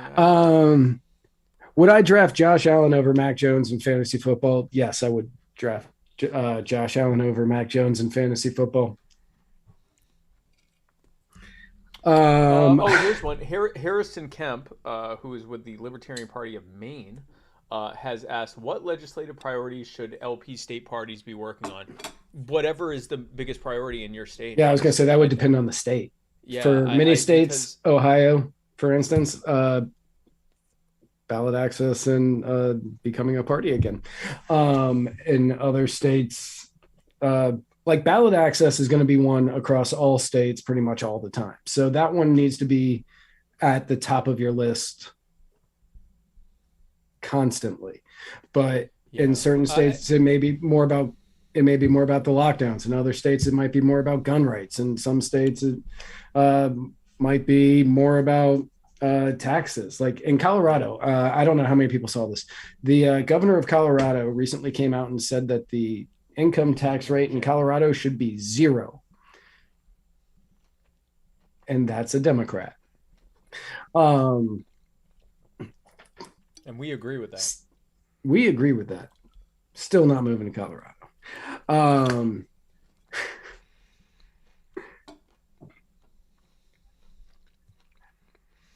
So yeah, that being anti-lockdown in South Dakota, that's not really important. In Maine, you guys just had some major victories with civil asset forfeiture. So it would be kind of pointless to fight that very hard. Whereas there are other states where civil asset forfeiture abuse is absurd, right? Like, so it really depends on the state. The short answer is, I guess the short answer is whatever is most important in that state. The, I guess, slightly longer answer is whatever issues are most acutely affecting everyday people in your state and can be easily tied to abuse by government.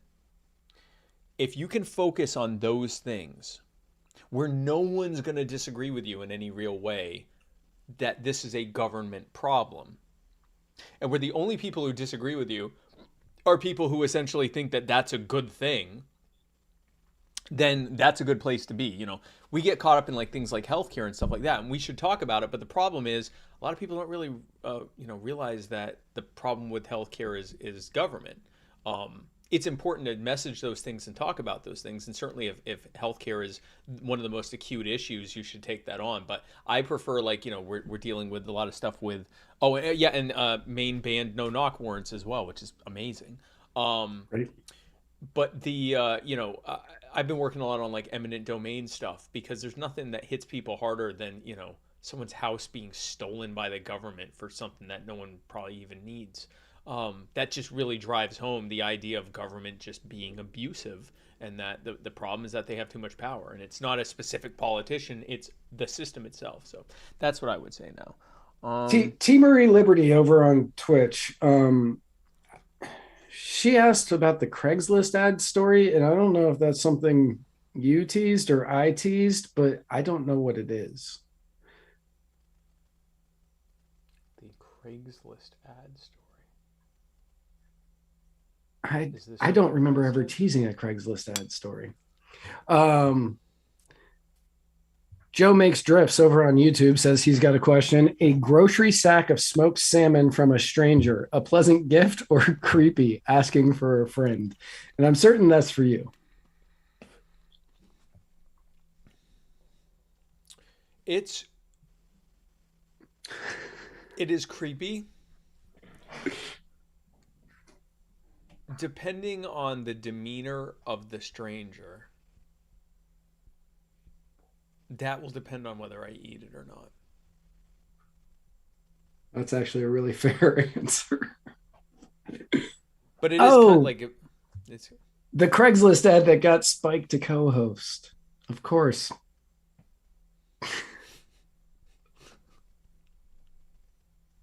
that old yarn. That old yarn. Okay. So here's the Craigslist ad story. Okay. That I'm totally not going to make up right now. I was going to say, I know this story very well, and in no way am I hearing this for the first time. So when I was looking for a new co-host for the Muddied Waters of Freedom, Spike was already host of My Fellow Americans on Wednesday nights at 8:00-ish Eastern.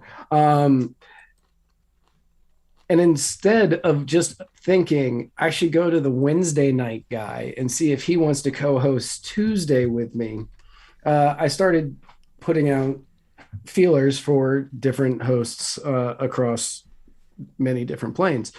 There is a universe out there somewhere where me and Remzo Martinez are the hosts of this show. Ew. And I know. That's the darkest timeline. There's also one with Caleb Franz, and lots of different possibilities. However, I got a little desperate at one point, and I put out a Craigslist ad, and I said, looking for and anybody looking for work. I can't remember what the name. I haven't been on Craigslist since this. And so I said, looking for a co-host of a libertarian leaning podcast. Looking for a co-host of a libertarian leaning podcast. Must be the funny guy. Must promise to never run for political office, so I don't have to become the funny guy ever, and I can remain the straight man in our dynamic. Wow. Yeah, and oddly enough, Spike was trolling Close Encounters on Craigslist, and he responded because he said, I'm an anarchist with MS. There is no way I am ever going to run for political office. I mean, that's true, yeah. And I enjoy being the funny guy to your straight man, so we can obviously make this partnership work. And he ended up lying to me in his Craigslist response. Well, to be clear, I lied to myself. That's fair. That's fair. Just to be clear. But yeah. And that's the Craigslist ad story. I like that. That's a nice story. I like that story. I think it's important to note that, again, we were all lied to by me. So that's not, don't blame, I guess you do have to blame me. Right. Since everybody was lied to by you. I said I might run for office one day, but it would be, something local. Because, you get those libertarians where they get $1,500 in the bank and suddenly they're going to try to run for Senate as opposed to a local election. Yeah, that's weird. Yeah. I don't know why people do that. It's dumb. So I just think it's important to note that, we were all lied to. We were all lied to. If anything, I'm possibly the biggest victim here, if you think about it that way. Because you lied to yourself. because I lied to myself. You know, I mean, if you think about it that way, now who feels bad, huh? Not me. Probably you. Right. Anybody else. Like literally anyone but me. Right. So I like and that story. Joe Vasquez, yes. How could you not want to run with Vermin Supreme, though? And I'm not going to say that was quite literally the conversation that we had. Yeah. But that's almost verbatim. That's pretty close to verbatim. It's like, hey, you know that thing that was never going to happen because I'm not a total status sellout loser? What if it was with Vermin Supreme? How could you not do that? Yeah, well, we gotta kind of have to, actually. Really. I mean, you kind of have to. That's how I saw it. And, folks, that's my favorite story, I guess. So, okay, do we have any other?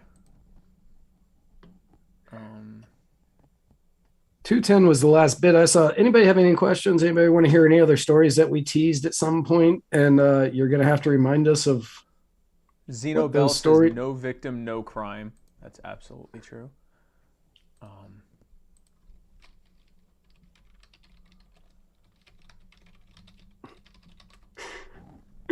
Spike Cohen in 2019. Oh shit, I'm actually good at this. That wasn't 2019. I'm going to let everybody know. I'm going to let everybody know now that was not 2019. Yeah, it was more 2020 when that realization hit. Lots of questions about the mixtape. Oh yeah, the mixtape. So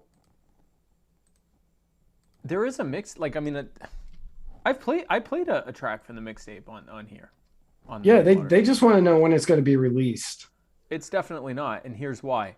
And I think I've talked about this before. You have talked about it on the show. But I'll bring it up again because it seems like maybe some of y'all haven't heard yet. So, hey guys, remember what rap was like in the late 90s, early 2000s? Because that's when most of this... I guess it was anything from early 90s to early 2000s was what's on there. Just to rub it in, he is looking at the list of songs right now. He was probably looking at the mix, at the entire playlist right now, just to really add insult to injury that nobody's going to hear this. Yep, nope, ever. I've played a couple tracks for people like in person just to, so they can go, hey, guys, I heard it. Yeah, so if you think about the kind of words that were used in rap back then, and then think about what would happen. I literally cannot think about those. Well, that's okay. Because I did not listen to rap. Right. But so all that to say that the problem is that if picture the former candidate for a major office for the third largest political party in the United States were to release a mixtape that had the N-word in it like 3,000 times. That's what that would look like. If you can just picture what that would be like, that's why it can't ever be released. Because it would just turn into, oh my gosh, Spike Cohen. Look at Spike Cohen. He has released it's racist. It's got, the N-word, and it's got, the references to violence against women and, all this stuff. And what would I be able to say? Oh, that's okay. They're black. I didn't say it. Ja Rule did. Yeah, exactly. I didn't say it. The Wu-Tang Clan said it. They're also where I'm releasing it because then people have said, oh, you can release it and raise money for candidates in the party. Then now the party's really tied to that shit. So yeah, I can't do that. I cannot do that, unfortunately.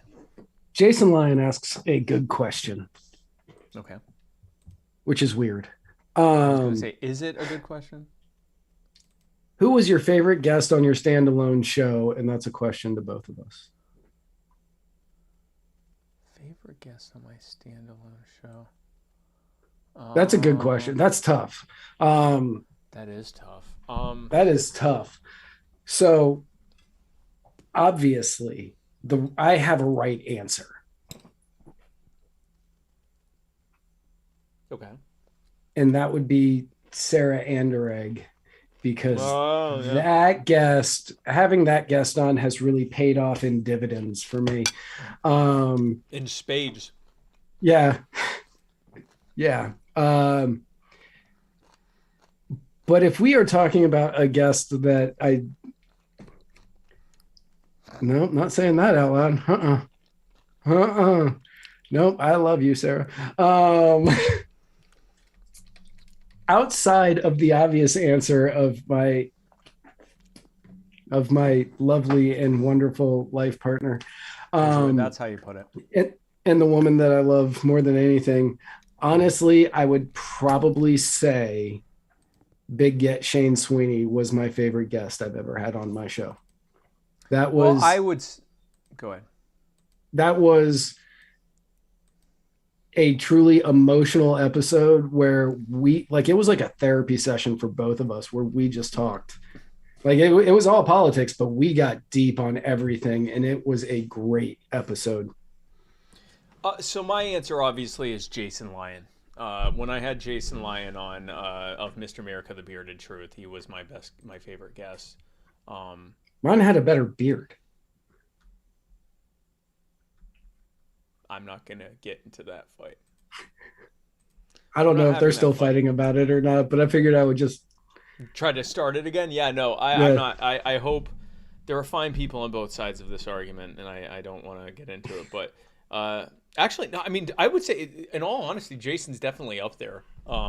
If not, no, Jason was a fantastic guest. Jason was a great guest. I really enjoyed my time. The only time I had Jason on was when I had him on to announce that we were bringing Mr. America to the Bearded Truth, the Muddied Waters. Yeah. And we did like a normal episode, and we were talking about whatever was going on in the news at the time, which I don't remember. But then at the end, I was like, so I brought Jason on because we have some news, and you see Jason, and he's like sitting there and he's doing this number where he's just and he was doing that high pitched, like fourth grade girl giggle where and he just like a 8-year-old with so much pent up energy inside of him that he was just like shaking, and it was great to watch as that was happening. And yeah, no, Jason was a fan.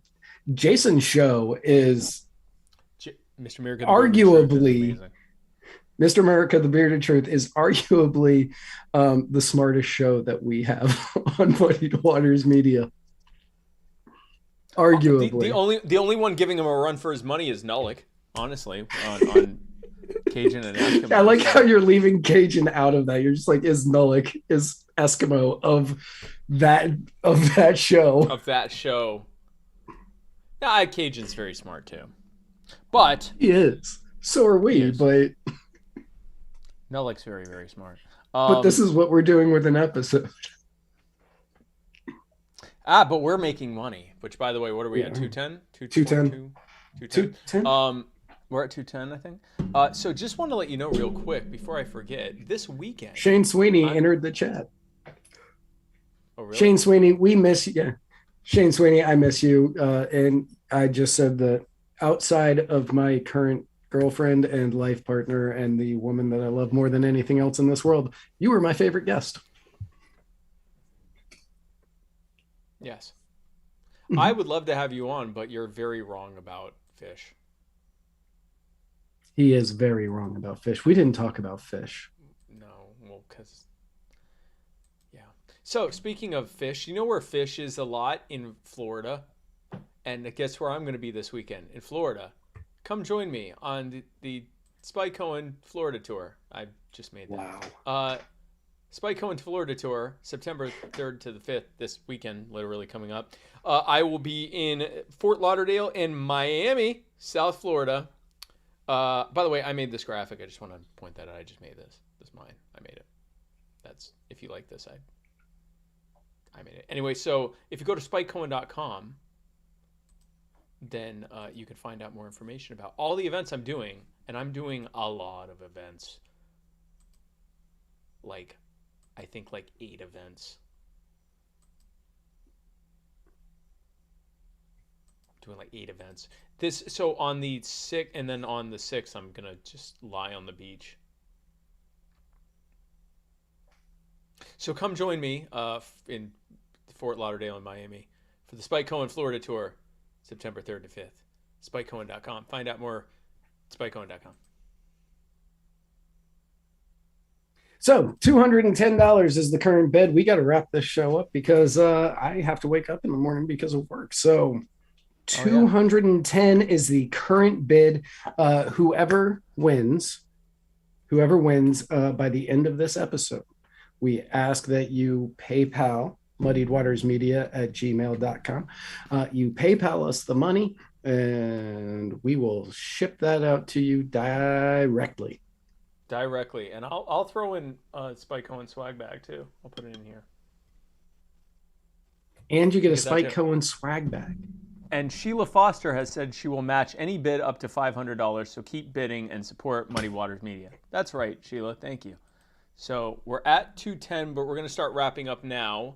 So who is it with 210? Was that Jimmy? Jimmy Lee. Okay, so Jimmy Lee currently has the highest bid at 210. But do you want to steal this from Jimmy? You could take that from Jimmy. Jimmy has the broken microphone that might not be broken.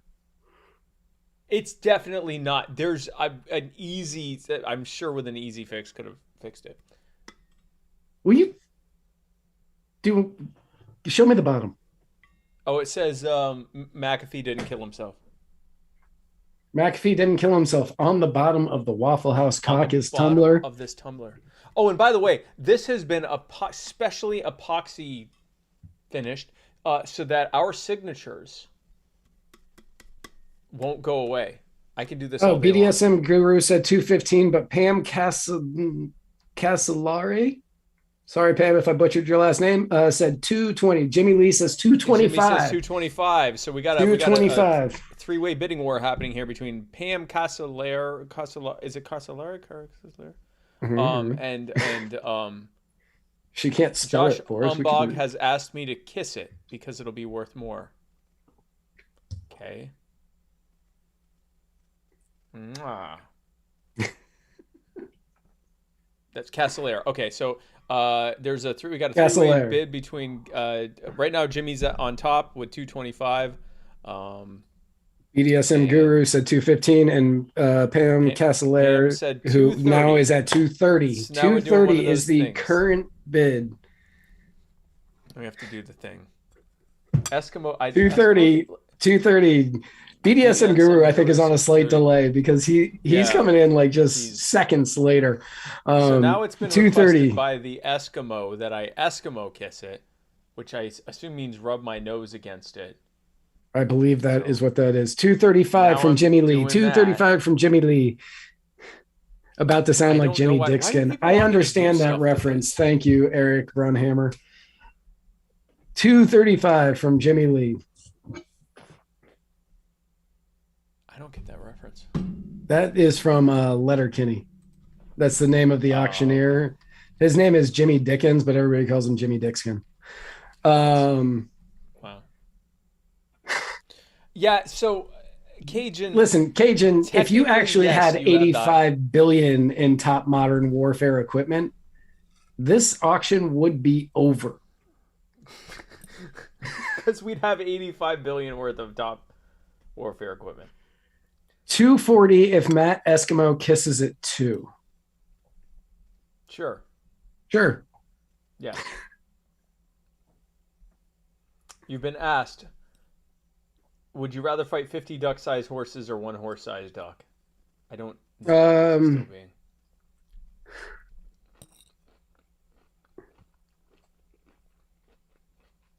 I would rather fight 50 duck-sized horses. Of course. Yeah. Horses. 250 from Pam Castellaire. I destroyed this argument. I'll get my wife to kiss it. This argument was destroyed by me last year. A horse is a gentle creature. The only danger it poses is just how big it is. That if it gets spooked, it'll pull back, or might kick something behind. But it's regularly just a gentle creature. So if you make it duck-sized, it's like a little puppy now. So 50 of those, they're nothing. It's like a chihuahua with no bite. A duck is in an active state of trying to murder everything. And if you try to make it, if you made one the size of a horse, it would be like Godzilla level danger. It would kill everything. It can fly around. A duck can catch some air. It'll destroy everything. There's nothing you could do to stop it. So obviously, 50 duck size. Cajun is sitting there just pissed because he got in trouble when he did that. When he tried to fight duck size horses.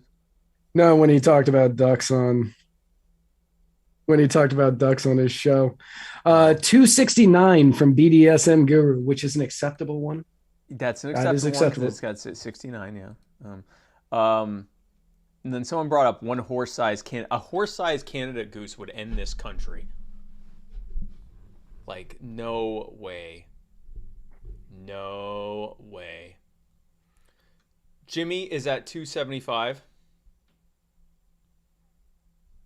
Oh, and that's the other point, too. Yeah. BDSM Guru mentions that birds aren't real. So what you're really talking about is a horse-sized spy murder drone. And so far that the Taliban has all those. So Pam Castellaire, Pam Castellaire is at 280. Jimmy Lee is at 290. 290. Ashley Fuller said 270 if I kiss it. I already kissed it, but we're up at 290 now, Ashley.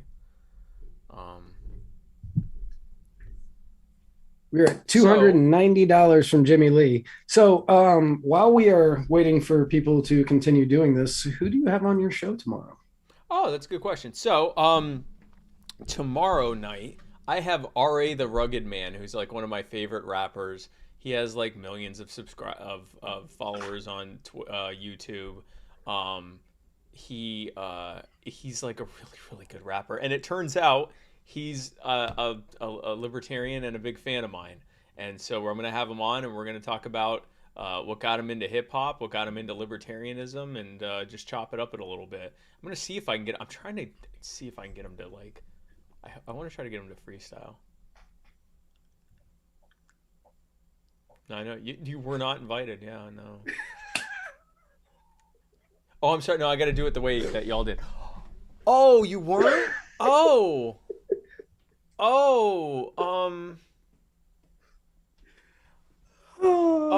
I mean, it might have gotten lost. I don't know. I mean, there's a lot going on right now. 350 from Pam Castellaire. 350 from Pam Castellaire.